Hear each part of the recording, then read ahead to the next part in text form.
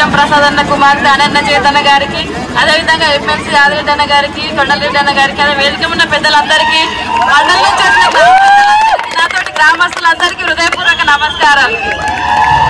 2018లో మీరు అందరు నా వెంట ఉండి మాకు ఓటేసి గెలిపించినందుకు మీకు అందరికి చాలా సంతోషంగా ఉంది. మిమ్మల్ని ఎప్పుడూ మర్చిపోలేదు. ఈసారి కూడా ఖచ్చితంగా మీరు అందరూ చేతి గుర్తుకు ఓటేసి ప్రసాదన్న నాయకత్వం వర్ధిల్లేటట్టు చేయాలని మీ అందరికీ సభాముఖంగా తెలియజేస్తున్నారు. మన కాంగ్రెస్ ప్రభుత్వం 50 ఏళ్ల నాటిది, ఈ కేసీఆర్ ప్రభుత్వం 10 ఏళ్ల నాటిది. మనం ప్రతి ఒక్కరు ఆలోచించి ఓటు నమ్ముకోకుండా ఓటును ఆయుధంగా ఉపయోగించి వాళ్ళకు బుద్ధి చెప్పే విధంగా మనం 10 ఏళ్ల నుండి కేసీఆర్ కోటేసినాం. ఇప్పుడు కాంగ్రెస్ కోటేస్తే ఏ పథకాలు రావేమని ఎవరు నిరాశ చెందొద్దు.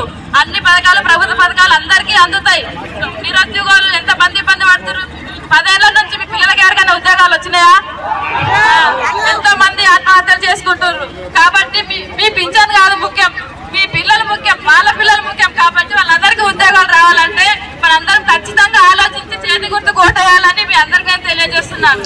అదేవిధంగా కేసీఆర్ ప్రభుత్వం గెలిచిన నుంచి ఇప్పటిదాకా ఓటర్ అప్లికేషన్ ఇచ్చిండా?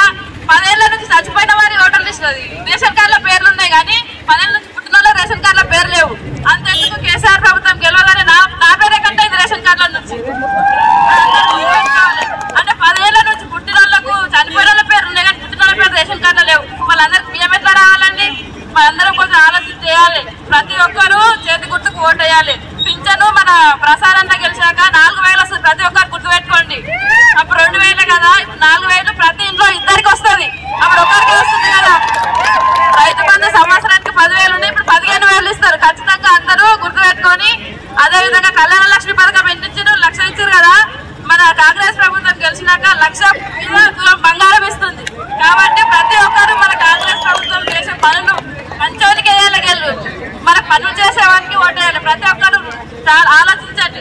మన వికారాబాద్ నియోజకవర్గంలో మీ చుట్టాలు, బంధువులు అందరూ ఉంటారు కదా, అందరు కూడా ఫోన్ చేసి మన కాంగ్రెస్ ప్రభుత్వంకి చేతి గుర్తుకే ఓటేసి ప్రసాదం గెలిపియాలని అందరికీ థ్యాంక్ యూ. నమస్కారం. ఈరోజు పట్లూరు గ్రామంలో ఎన్నికల ప్రచార భాగంగా మాజీ మంత్రి గడ్డం ప్రసాద్ కుమార్తె అనన్న చేతన్ గారు, అదేవిధంగా ఎక్స్ఎమ్మెల్సీ యాదిరెడ్డి గారు, పార్టీ నాయకులు ప్రతి ఒక్కరు ఈరోజు పట్లూరు గ్రామంలో ఎన్నికల ప్రచార భాగంగా పెద్ద ఎత్తున పాల్గొనడం జరిగింది. ఈరోజు బీఆర్ఎస్ వాళ్ళకి అర్థమై ఉంటుంది పట్లూరు గ్రామంలో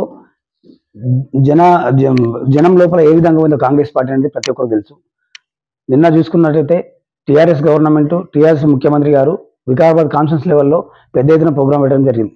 కానీ మా పట్లూరు గ్రామంలో రెవెన్యూ పరంగా, ఓటర్ పరంగా పెద్ద గ్రామం అయినప్పటికీ నిన్న 50 మందికి మించి ఎవరు ఓలేకపోయారు. ఎందుకంటే బీఆర్ఎస్ ప్రభుత్వంపై అంత విరక్తి రావడం జరిగింది. కాబట్టి ఇప్పుడు ఈ శాసనసభ ఎన్నికల భాగంగా పట్లూరు గ్రామం నుంచి గడ్డం ప్రసాద్ కుమార్ గారికి భారీ ఎత్తున మెజారిటీ ఇచ్చి మేము చేతి గుర్తును గెలిపించడానికి కాంగ్రెస్ జెండా ఎగరేయడం ఖాయమని తెలియజేస్తున్నాం.